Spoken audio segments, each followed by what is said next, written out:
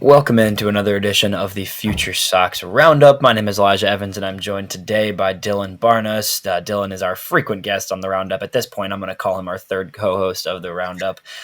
We are back today to talk about a variety of things. Our main focus today is going to be the kind of, the prospects who will make an impact in 2025 at the big league level. We've been talking about these guys individually and separately throughout the past few weeks, and over, this whole season, we've been talking about a lot of players who are close to being big league ready. But today, we're really going to go position by position and talk about the guys that can make an impact and what we kind of want to see from them in order for them to succeed in their first taste or their second taste in some cases of big league baseball, right? We'll start with a little bit of an Arizona Fall League check-in. I also want to get Dylan's thoughts on a few other, just White Sox swirling topics. But first of all, Dylan, how you doing, man?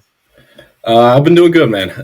White Sox baseball has been looking like it's on the up and up with the whole Will Venable hire, and everything that has come after that has quite honestly been pretty good. Yeah, I like that mindset for sure. So Jeff and I reacted initially to the Venable, hiring last week, but I kind of want to get your brief take. What was your? I know both of us were kind of in the similar place with it, but what was your initial reaction to the Venable stuff, and then how do you feel kind of things have gone in terms of finding the staff to surround him with over the past week or so? We still don't know everything, but we're starting to learn about some things one by one.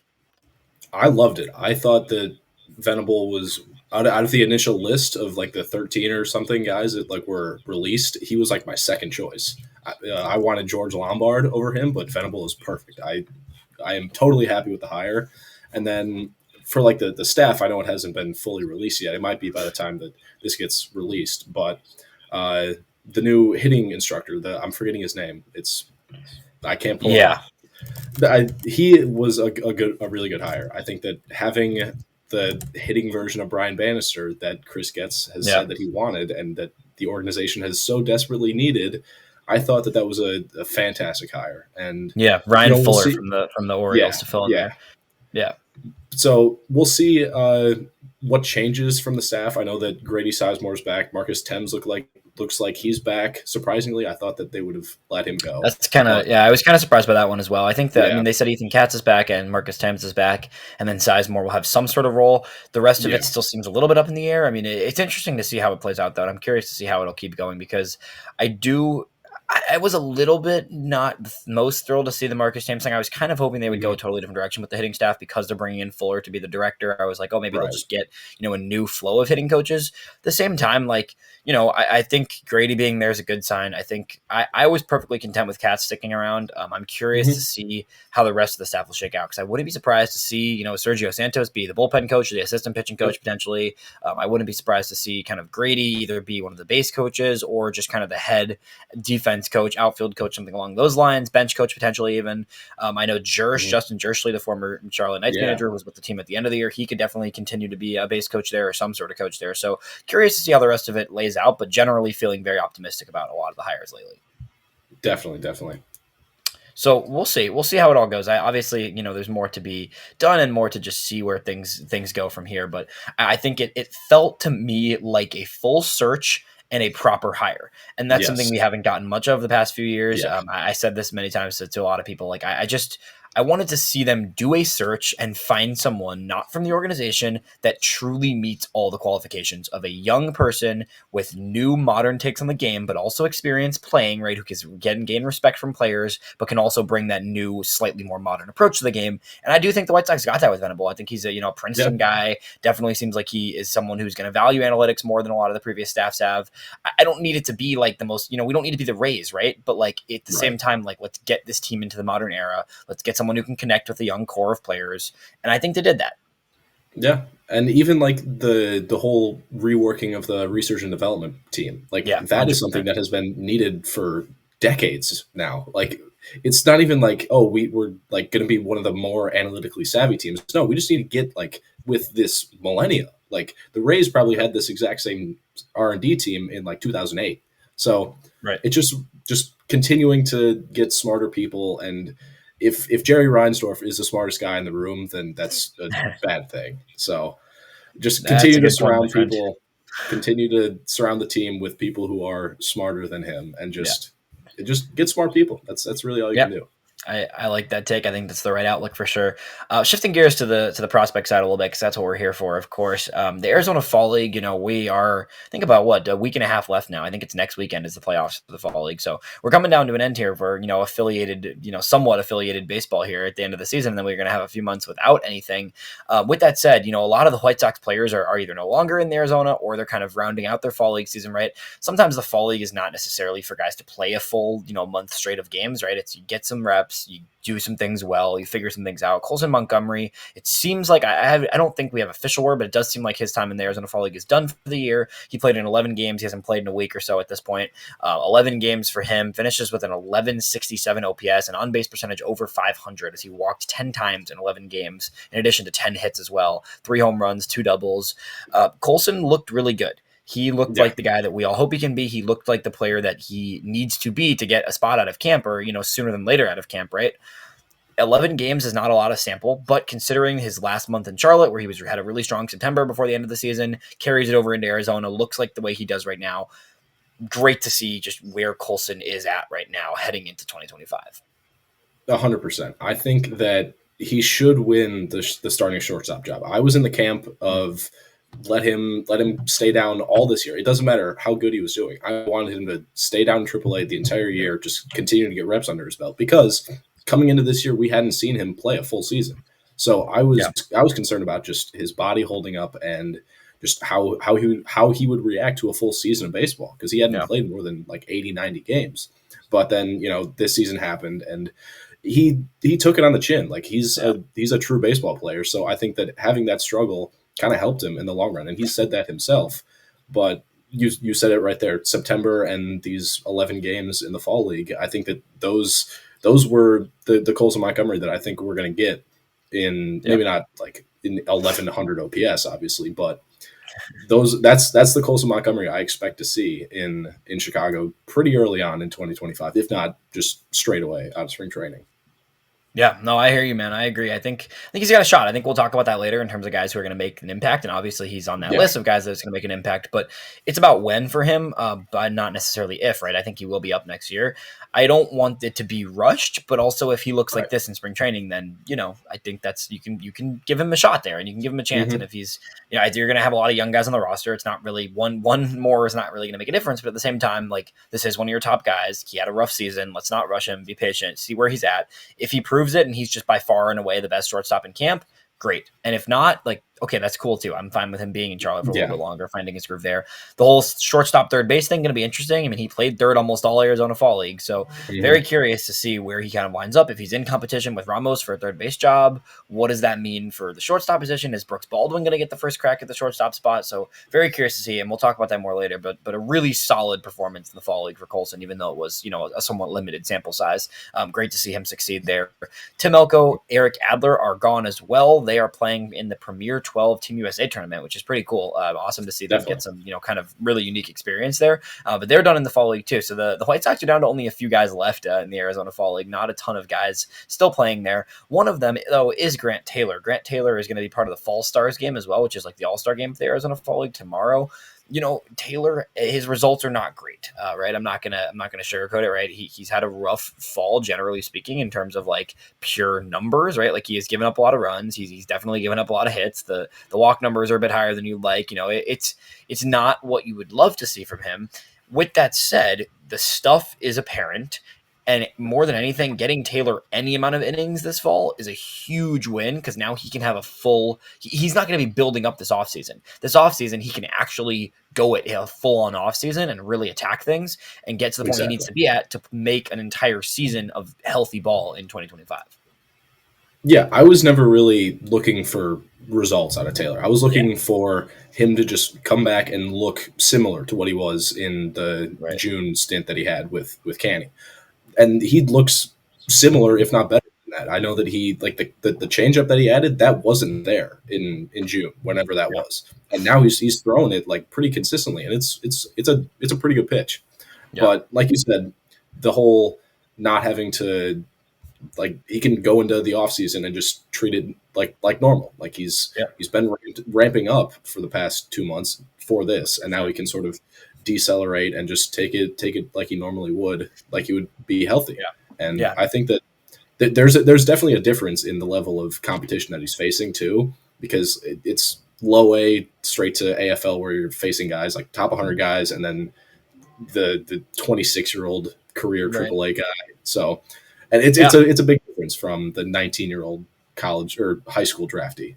100%. Definitely an aggressive thing to put him there. I just think they wanted to get him innings. He's getting innings. Yeah. I don't care about the results. Happy to see him on the mound. He's made 4 starts so far. Hopefully, I think he's got one more in the tank, probably, realistically. Mm-hmm. Maybe an inning in the Fall Star game or something, and then one more start next week is what it seems like to me. Yeah. Not a ton, but I mean, 12 innings from Grant Taylor, I will take it. I'll be happy with it. Goes into next year, can start him pretty comfortably in high A, I think. I don't think he needs to go back to low A. I think there's a chance they push him to double A sooner than later, frankly. I think he could handle it probably. But at the very least, this is a guy that's now healthy, can go into the offseason with some things to build off and really get after it next year.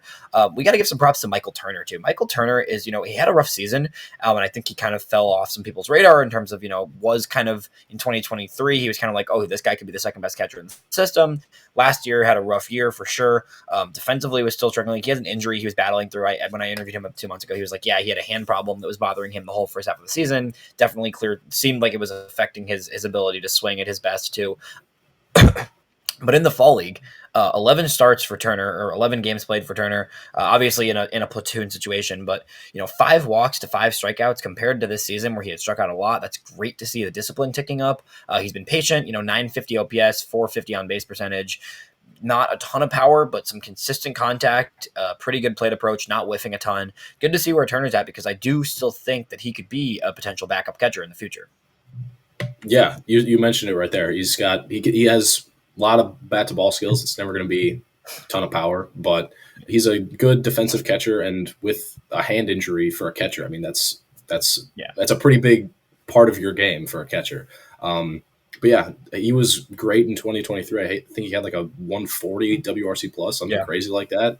But no, I think that he's gonna sort of put people back on his wagon in 2025, because he is older, but I think that he could make a case for double, or he's already in double A, but like triple A, maybe even pushing the big leagues in 25. I think that there's a chance that he's, I think if depending on the direction Corey Lee goes over the next year or so, I think that 2026 you're looking at Turner as a potential big league backup to an Edgar Caro if things go well for Caro. So we'll see what happens there. DJ Gladney's had a rough fall so far, but also somewhat of an aggressive promotion there. This is a guy who just got to double A at the very end of the season, provided a big spark for the Barons, hit that walk off in the playoffs. I'm excited to see what Gladney can do in a full season of double A ball. Honestly, I really am. I think he's always been someone with a ton of pop. I mean, his exit velos even in the AFL have been excellent. It's just a matter of definitely a lack of contact.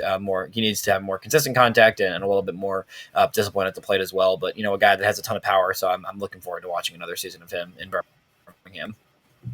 Definitely, I think that there was a home run that like MLB pipeline posted. Yeah, his home run went like 470 at like 119 miles an hour. It was something ridiculous. I didn't know he had that in him, to be honest, because that's big league juice right there. And if he can just make a little bit more contact, I think that he can be a really fun type of player, because he's got speed, he's got power. He just needs to find some consistency. No, I agree. A few more relievers down in Arizona. Paulette and AHT looking, solid. They've both had some ups and downs for sure, but generally can't complain there. But let's dive in. We'll get those guys. We'll come back around in this next segment. So we'll dive into this next stuff. But I want to go through kind of, who do we think is going to make an impact in 2025 at the big league level? But more specifically, what do they need to do to succeed when they get that chance at the big league level? Because I think all these prospects have certain things they need to work on. Of course, everybody's always working on something. But I think that, these are guys that we know are going to get a chance in the big leagues. Now, how can they make a true impact, and what is it going to take for them to establish themselves as a big league player, not just as quality prospect, right? So we'll start on the offensive side, and we'll kind of work our way around the diamond, starting behind the plate. We just kind of hinted at it there, but Edgar Caro is going to be, the catcher for this team soon enough. I think that there's a possibility he doesn't break camp because he's so young. I still kind of think he will, though. I really do. I think he's proven himself. I think he's capable of potentially making, his debut at 21 years old at the beginning of the season. And I think that sooner than later, he's going to be the catcher. So what do you think, assuming Caro's on the roster, either on opening day or within a month, because I think he will be sooner than later for sure. What is it going to take for Edgar Caro to prove in this season? He doesn't have to be amazing, right? But what is it going to take for him to prove this year that he's the catcher going forward?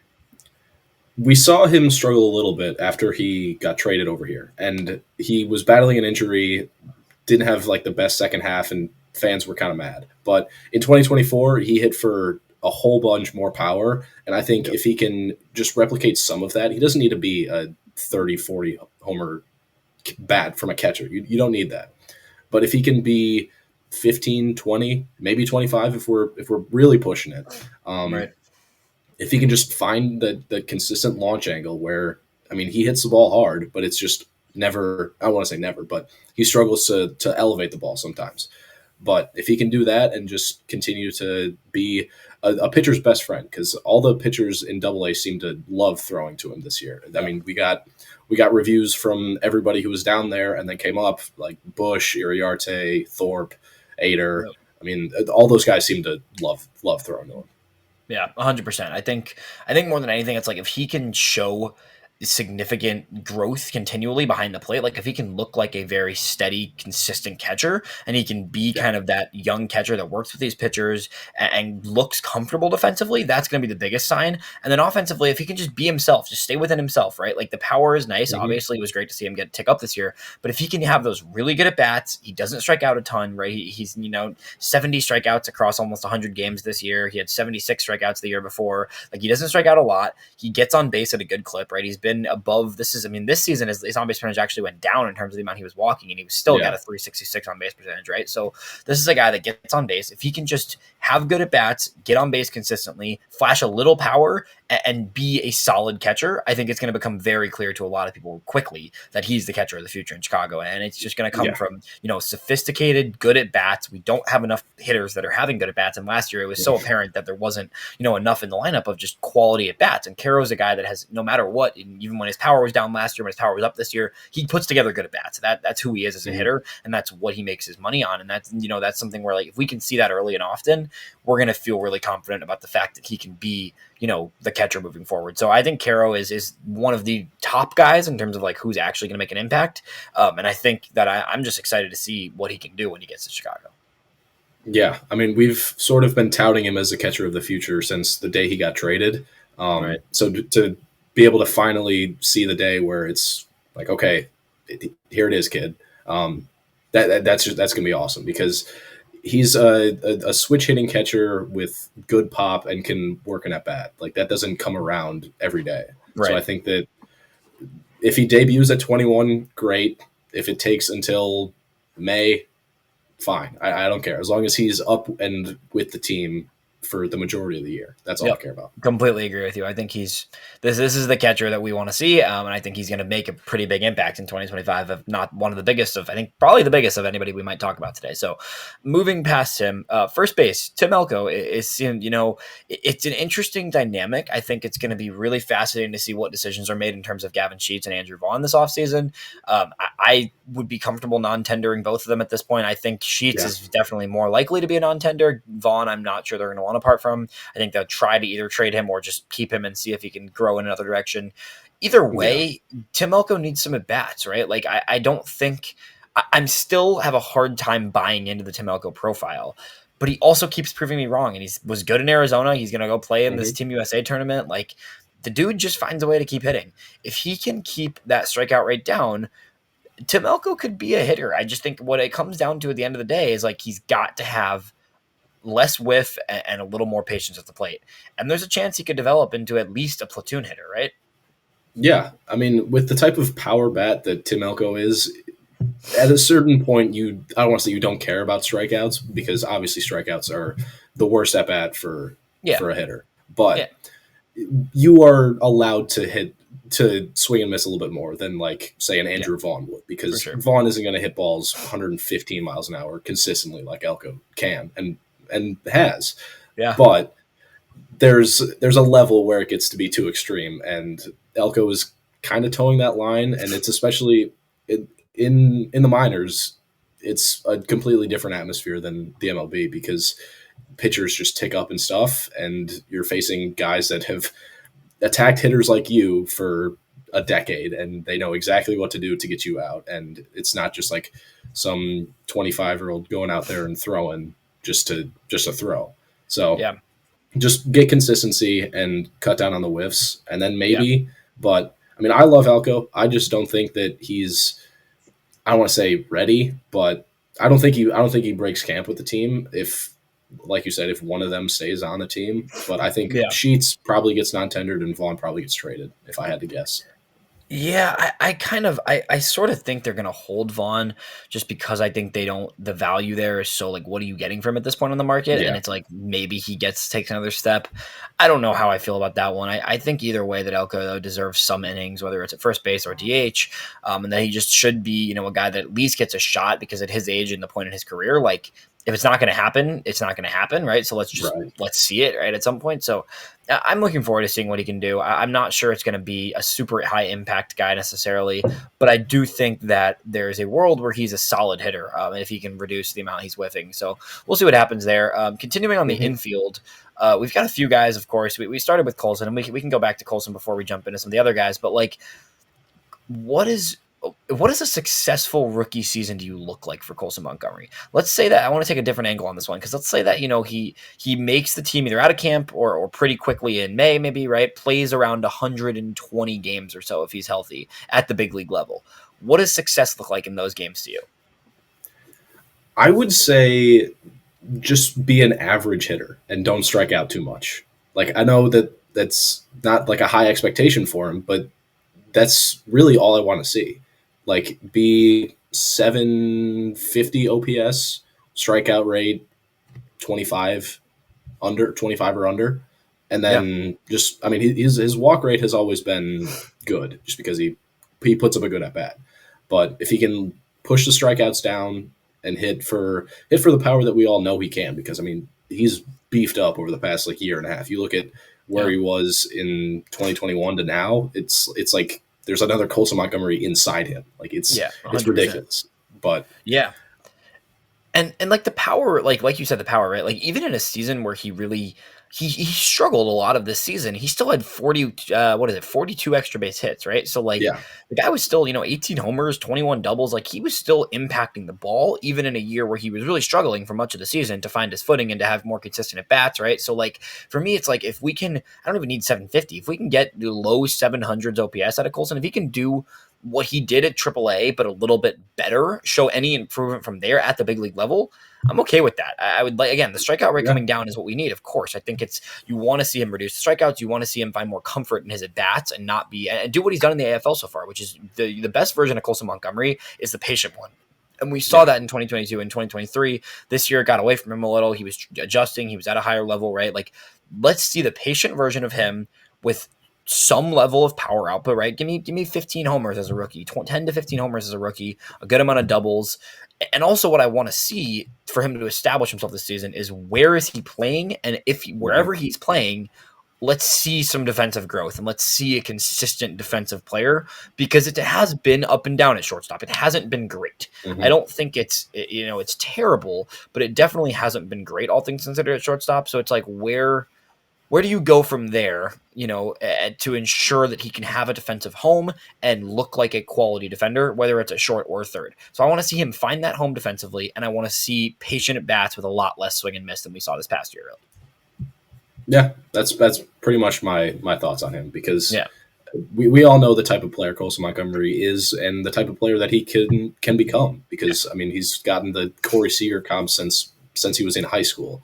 yeah, He doesn't need to turn out like that to be a successful shortstop. As long yeah. as he is just an everyday regular that can put up a good at bat and like And he can make be a more make than that good too. plays. Like there's a chance Yeah. he's going to be a well above average player. It's just let's not overdo it. Let's not make the expectations extreme, and let's just see what happens. Let's get him a defensive spot where he feels comfortable, good at bats, some quality output, and I think it's going to be a good rookie season for Colson. I really do, and I think him and Caro are going to be the two guys where like you can see those guys having a lot of high end impact, and they should be. Those are the top Hmm. top 100 prospects, right? Like those are the guys you want to see really flash some stuff as rookies to then go into 2026 having two more guys that you feel very good about being part of your core.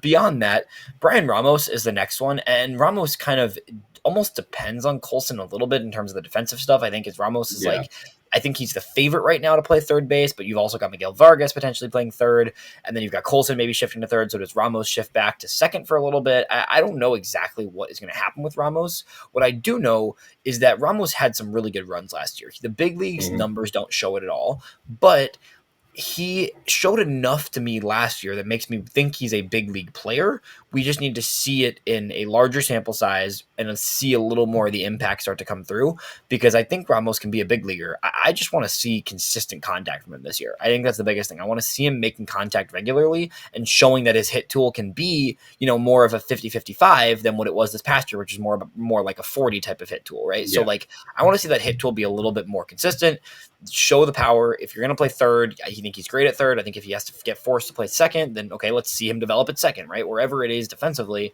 I want to see him be comfortable, and I want to see a little bit more consistent contact from Ramos as he tries to figure out a spot in the big leagues. Yeah, he's always been a streaky hitter, and I think that the 2-3 weeks that he was up in the big leagues, we saw sort of the downside of it, because I mean he was hot in Double-A, before he got called up the first time, but I mean he did have a few games where he looked like a big league hitter. There was one where he had like 2 balls hit at like 112 plus in the same game. Yeah. It was like, oh, okay, you have that type of pop, okay. But you said it right there, just consistent contact and limiting the whiffs, because I mean his bat speed is crazy. I was looking at his Baseball Savant page like the day, or like one of the first couple days that he got sent back down, just to see like what went wrong, and like his bat speed is off the charts. It's up there with like Stan, Judge, all those guys. Yeah. No, the dude can impact the ball. I mean, that's something we've always seen with Ramos. He can really impact the ball when he gets rolling. We need a little more consistency with the swing and a little just bit more timing and patience, I think, for him. I think he's a big league hitter. I really do believe that he can be a big league hitter. I'm just curious to see the defensive fit and if the contact can come along more to make him a little bit more of a consistent possibility there. I don't think there's really anybody else on the offensive side that we need to talk about here. I think in terms of who's going to make an impact, it really is those 4 primarily. There's a chance Jacob Gonzalez gets up this year. I could tell you were going there. I think that's a possibility, and I would love to see it happen, and I would love to be proven wrong, but I don't see it till 2026. I'm not sure I see, if he does get called up, I'm not sure I see him being an impact player yet. I think it needs a little time, and I think because you've already got, Brooks Baldwin, who's not Brooks Baldwin graduated from prospect status, so we're not talking about him much here, but Brooks Baldwin's going to get innings, right? Ramos and Colson, I'm like, do you really want to even try with Jacob Gonzalez when you have so many other options in the infield? What do you see happening there? My thing with Gonzalez is this year, I don't want to say I wasn't expecting much, but it was the first season with a new swing. Like they completely overhauled his swing, and he looked like a guy who had his swing overhauled. Like it wasn't great, but he showed flashes. Like he still had a great walk rate. He didn't expand the zone much, but he just had an issue with just making contact and then elevating the ball. And those are the 2 things that, they come with time, especially in a new stance. And I think that this offseason is going to be key for him, because if he can get back into the power that we saw from him at Ole Miss and continue to have that high walk rate, I think that he could be a guy where we're kind of surprised by him in 2025. I don't want to say that he's going to get called up like quick, but there's a chance that he is up in July, August, maybe after the trade deadline, see who gets moved where. I don't know, but I'm not saying that he's a lock, but yeah. No, I can see it. I can see a world where it happens, and I can also see a world where it does take him some more time, and he's not even in consideration until 26. So we'll see what happens there. I mean, I'm curious to see how the infield will shake out more than anything. I just think there's a lot of guys, but there's also a lot of guys that haven't proven themselves yet. So it's like who is going to prove themselves? I would love it if all 4 of Elko, Baldwin, and Ramos and Colson all succeeded and they all showed big league stuff. Like that would be great. Is that realistic? Probably not, right? So I want to see at least some of this young infield, including Caro as well. Like the whole infield is going to be primarily rookies, aside from second-year rookies, whatever you want to say. So I want to see what happens with all these guys, and I really just want a few of them at least to show that they're here to stay. Right, and one thing I will say is that Brooks Baldwin isn't just limited to the infield. Like he can play center, left, right. So like wouldn't be shocked to see him get some right field innings. That's true, actually. Yeah, that's a good point. Yeah. I mean. if we trade Robert, I could see him playing center for a bit. If maybe be backup center fielder. That's an interesting idea, but that's true. Baldwin's a guy that has played all over. So I guess if Gonzalez is raking and he's showing himself, Baldwin's a guy you could shift and move around because he thrives in that utility type of ability. So that's a good point there. On the pitching side of things, there's a ton of guys that already debuted, right, that we can talk about here. So I want to mention those guys briefly, and then I want to get into the guys that haven't debuted yet so we can give a little bit more light to the guys that are on the way and we haven't gotten a taste of yet. In terms of the debuted guys, right, I mean, Jonathan Cannon isn't even a prospect status anymore, so that's a lock, right? Cannon, we know, is in the rotation. Sean Burke, while still, a prospect because he only had 4 appearances, like, he's going to be a big leaguer. I think he's pretty much earned a big league spot. I'm curious to see if they initially just roll him into. I think he deserves a spot in the rotation. I'm curious to see if he'll be a full-on rotation guy right off the start. But like those guys are locked on the big league roster at this point, I think. And then beyond that, right? Like there's this whole group of Nick Nastrini, Kai Bush, Jairo Iriarte, Jake Eater. These are all guys that debuted, but didn't necessarily get a ton of run, whether they, Nastrini and Bush had their struggles. Iriarte pitched out of the bullpen only a few games. It was kind of a funky little taste of the big leagues. Eater, I think, had one appearance out of the bullpen or two, maybe. I think it was just one. So, that they all got taste, but none of those guys got a ton. So aside from those first two, because those guys we said are locks, between the group of Nastrini, Bush, Eater, Iriarte, start wherever you want. What do you kind of see the direction being for those 4 guys and where they can go to find and carve their big league role? I would say of those 4, I would be most confident in Nastrini and Iriarte, like right away breaking camp, just because Nastrini has been good before, and I think that he's slowly starting to figure some things out. Bush, I just think like I don't he doesn't have the upside that Nastrini does. He doesn't strike a lot of guys out. He can command the ball well, but he doesn't get the whiffs that Nastrini has gotten. And then with Ader, I don't know if he's like destined for the bullpen just because his command is not that great. But I don't know if they want to give up on him right away. I think that like to me, I think that like James has said this before. I think he's an Andrew Miller clone. Like he's a funky lefty with a great slider and can probably tick up in velo when he's out of the bullpen. But Iriarte, I think, is a guy where they could sort of, I don't want to say fast track him, but he's got the stuff to play in the MLB like right now. Like we saw it when he was out of the pen. I mean, his stuff plays, but I think that Nastrini and Iriarte probably are the 2. I think Iriarte probably stays out of the pen though. So do you think Iriarte is just the pen going forward? Because my thing with him is because the stuff is great. Don't get me wrong. Like I love the stuff, but I kind of would rather him just start in the minors for the sake of getting starts under his belt. But I can see the other perspective of like, let him be that Chris Sale-esque, not obviously very different pitcher than Chris Sale, but kind of that type of method of, he's got so much good stuff. Let's just leave him in the bullpen, let him figure this stuff out, and then transition him back into a starter later in the year or next year. I see that idea, but I also can see, given that he only threw in Double-A this year, he got pushed to the big leagues from Double-A starter to reliever. I could also see them just keeping him down for the sake of just making starts consistently for the first few months of the season. But I also could see him being that bulk guy out of the bullpen because outside of Crochet, I don't know if there's a guy who I trust to go 5 strong innings every single day or every single outing. And he probably won't be on the team. So then you're looking at Davis Martin, Jonathan Cannon. I don't know. So I think he could be a guy where I don't want to say a mop-up guy, but if he can go 3-4 innings out of the bullpen, that's essentially the same as that's the same as what he would have done in the minors as a starter. So yeah, that's an interesting point. And I think Nastrini too is another one where it's like I think I could see him just starting out of the pen because there is a lot of guys that need starts right now. But I also would like to see him get some starts. I think Eater and Bush, though, it's funny you say that you don't think that because I don't think they'll necessarily break camp either. But those 2 are more of the bucket where I do kind of agree. It's like let's just see him in the pen at least. That's not quite with you. Like with Iriarte, I kind of want him to be making starts in the minors because I think he has high level starter upside.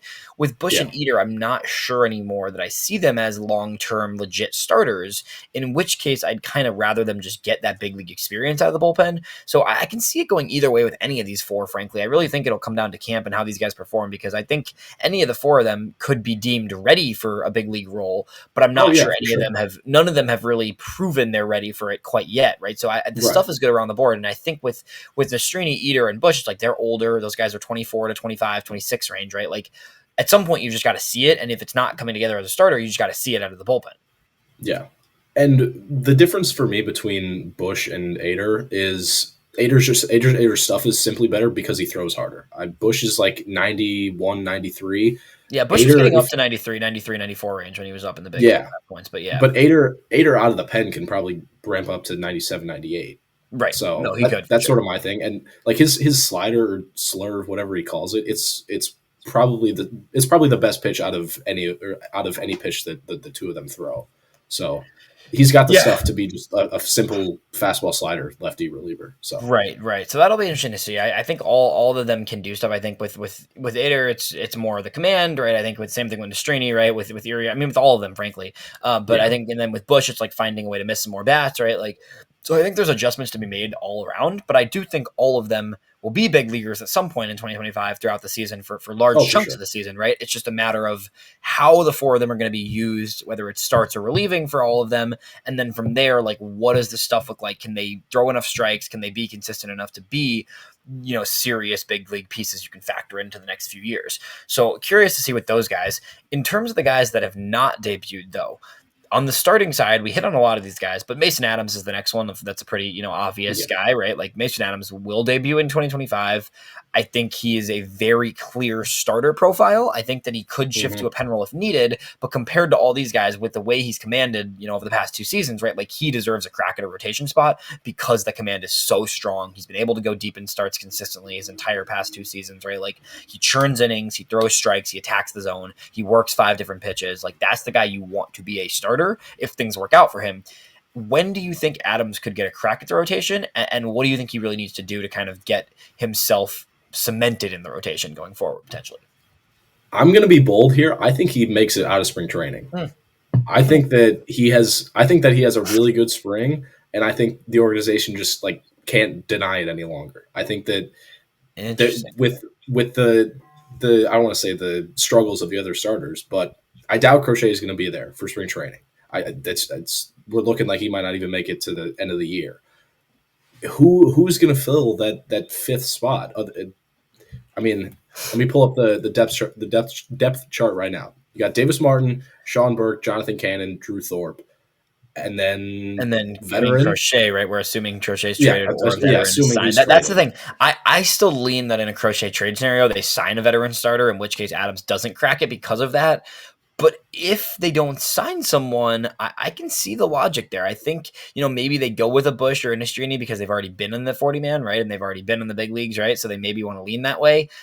Do I think Adams could deserve that 5th spot? Yes, but I don't know if it's right away. I'm not sure it's right away. But I like the boldness for sure. Yeah. To be honest, I could see him winning a spot over one of the other guys. Like I could see him, like let's say Burke struggles again in spring training. They might send him back down just to start. Like we don't know. I think that there's a lot of different ways that you could build the rotation, at least to start. For sure. Yeah. Who knows, with the amount of young arms that we have, could be a 6-man. I know that we've yet to do that, but not impossible for sure. Yeah. With the amount of like unexperienced arms that we have, it could be the best route to go. Yeah, there's a world that happens. So we will see what happens there. In terms of the bullpen, though, right? Like we talked about, we just hit on 3-4 guys that could all end up being in the bullpen. Right. But there's also a lot of relievers that will make an impact, right? I think this roster, one of the biggest things we talk about is this bullpen is going to be very different than last year, right? Mm-hmm. There's a few guys that are going to be holdovers, but in general, I don't think they're going to bother with a lot of these veteran fillers like last year. They shouldn't, at least. I think there will still be a few of those veteran fillers that you sign and then you try to flip them at the deadline and whatever. Some of them might pan out, some of them might not. But I think there's at least 5 guys in this bullpen that should be 5 spots, right? Let's say it's an 8-man bullpen, right?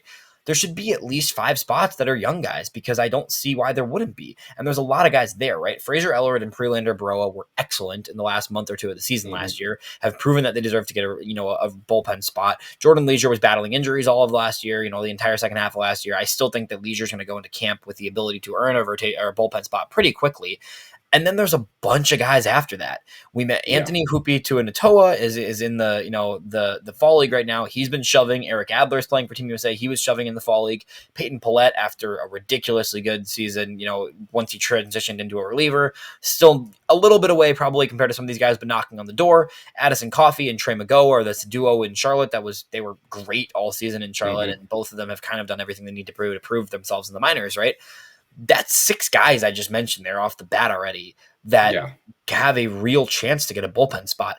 Who of that group did I mention that you think is going to crack the opening day roster? Because I think at least a couple of those guys should.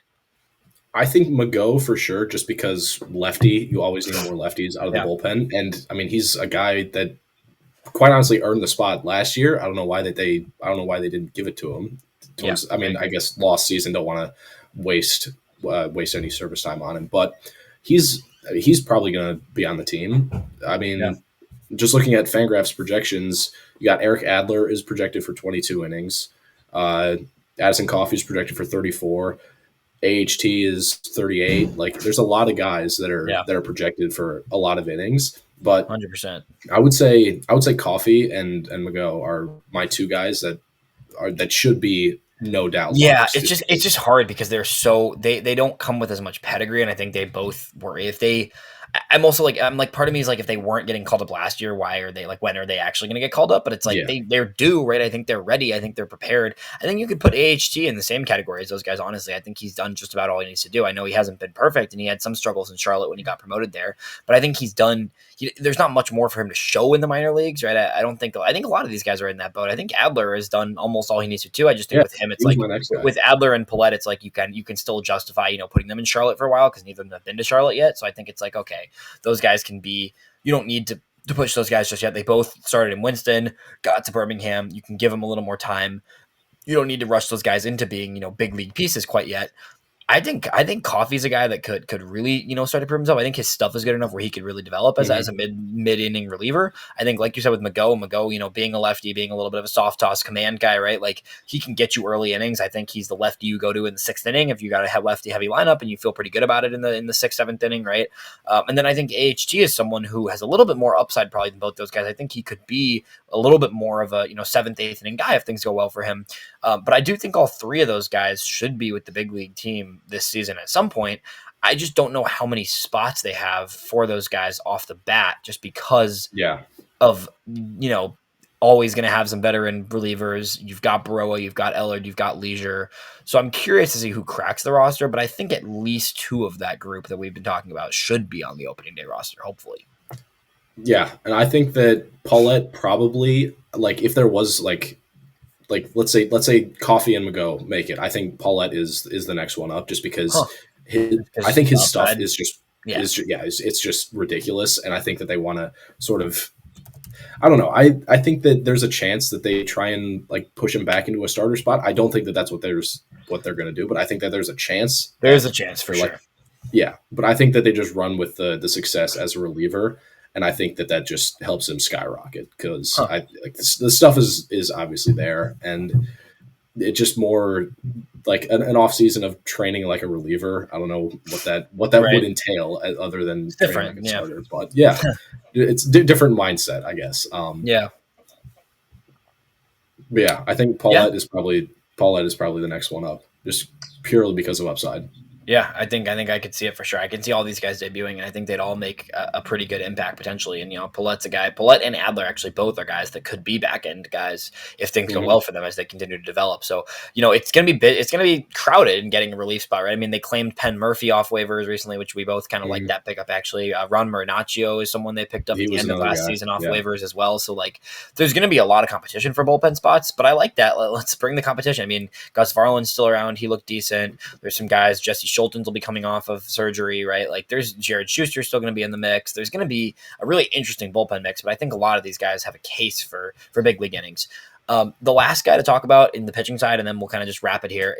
Do you think Noah Schultz and or Hagen Smith have a chance of debuting in 2025? And if so, when? I'm going to say no to both. I think that Schultz needs a year where he throws more than 4 innings every start. I think that they just need to let him just go. Let him see what he can do start by start, and not have just like an innings or pitch limit. Let him be a starter with no leash, no nothing, and then we'll see. Then we'll see where it goes. Like, because if he earns a spot, sure, why not? But if he's struggling to go 5 innings and like his stuff is ticking down as the game goes on, then ease it up, see what happens. Yeah. And then with Hagen, I think that he just needs like just some time just to get used to minor league baseball. I think that I hear you. He probably makes it up before Schultz does, just because age and experience. I think that he probably could have just gotten sent straight to Double A last year and been perfectly fine. But I get that like it was crowded, obviously. But I think that both of them just stay in. They both probably stay in Double A or Triple A for the majority of this upcoming season. But there's obviously a chance that we could see one or both of them. I just don't think that that's what happens. Yeah, I generally agree with you. I think that there's no reason to push these guys. I think they're your two, potential aces of the future, right? Like, you don't need to rush them. You can take your time with them. With that said, I could definitely see a September call-up and play for either of them. I think it's very viable if both of them get innings under their belt and they both can get over 100 innings in the minors, right? And come around to August, September, and they're both healthy and feeling good. If one or the other, right? If one of them is really thriving, right? Like, I can see a way where either of them gets 5 starts at the end of the year to say, hey, here's your chance to show something going into next year. Like, we want you immediately in this rotation in 2026. Like, if either of them have shown enough this season and they're healthy to the point where it's like, yes, you are locked in the 2026 rotation, at that point in the season, you might as well, hey, here's 5 starts to get a little taste before you go into this offseason knowing you're going to be a big leaguer for us. I can see it for sure, but I also don't think it's necessary. I think they can be patient. There's no need to rush it. Like, I think there's a good chance that they don't debut at all. And if they do, I think it is for a lot of minimal time. I don't see a world where either of them is up before the All-Star break by any at all. And I don't see a world where either of them make, more than 5-6 starts in the big leagues, right? I just think it's about their progression. It's about getting them innings. And I think you go into 2026 with, 3, hopefully a few of the guys in the current rotation really thriving, and then those two in the way. Like, there's a lot of pitching. That's going to be the big thing this year, but I think there's guys that are going to make an impact all season. I think a lot of these guys we just talked about can make a real impact and at least provide some good, decent innings. And there'll be ups and downs for sure. These are young players. They're going to have their struggles, but it'll be fun to watch. Let's wrap on this. Give me your offensive and defensive rookie of the years from a pitcher and a hitter from the organization. That's tough. Are we talking like guys that will debut in 25? Guys, let's go. Guys that have not debuted at all. Yes, guys that will debut this year. Okay. Yeah. Pitching, I'm gonna go. I don't know. I feel like the cop out answer is Mason Adams. Yeah, I mean, you went the bold with him earlier, so you might as well stick to it. I don't know. I feel like that's kind of the boring. I want to pick one of the relievers. I think that Coffee is going to have a pretty good year, just because I mean, you mentioned it. His stuff is good, and I'm trying to find like a comparison for him, and it's not coming to me off the top of my head. But I think that he can be a sort of 7th, 8th inning guy to help set up, your Prelander, Baroa, I don't even know who else would be in. Yeah. Like Justin Anderson is he still under contract? He is under contract, I think. Yeah, Gus Varland, whoever, but yeah, I think he can be a solid mid to late inning relief guy, and then offensively, I have to go Caro just because I'm not sure that there's anybody else who even plays 150 or 140 plus games, even just on the big league team. So I don't know. Do you have different ansers for? No, I like that a lot. I like that a lot for sure. I think I was going to go AHT on the pitching side. That's fair. I think Hoopy's a guy that I think I see it like the most in like readiness combined with impact potentially, right? Like, I see him as the guy that could that is ready, and also if things go really well, could have a little more just like oomph out of the bullpen. But I think all those are great options. I think Coffey's a good one. I think AHT is a good one.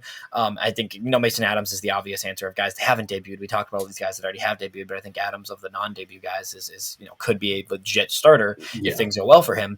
The hitting side, I think I'll go Colson. Actually, I think it could go either way. I think I could see it either direction for sure. I could also see Ramos. Ramos already debuted, so I guess that doesn't quite count here. But I think I think Colson is going to have a good year. I really do. And Yeah. I've tried to remain as level-headed with him as possible this whole past season because a lot of people all season on our comments and stuff in Future Stocks were like, what's up with Colson? Why has he been so bad? Mm-hmm. All this stuff. And I'm like, let's Mm-hmm. give it some time. Let's relax a little. The guy has been pushed aggressively his whole minor league career. He hasn't been healthy for a full season until this past year.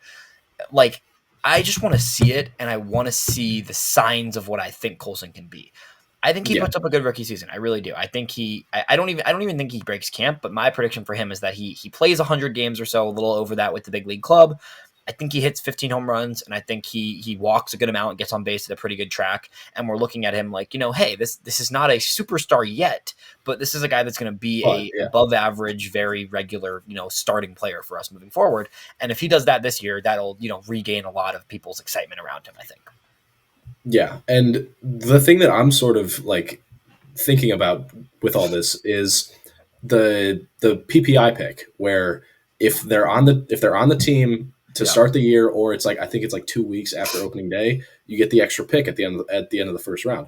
I don't know if we will even think that Colson or Caro could win Rookie of the Year. I mean, they had the skills to, but is that something that we value, or is it sort of like, okay, we're gonna send you down until we think that you're ready? Because if that's the case, then I could see both of them. I don't want to say both of them because I think Caro probably breaks camp, but I could see Colson coming up in June. Then I could also see him breaking camp with the team if we value that. So we'll see, because I could see Colson going either direction.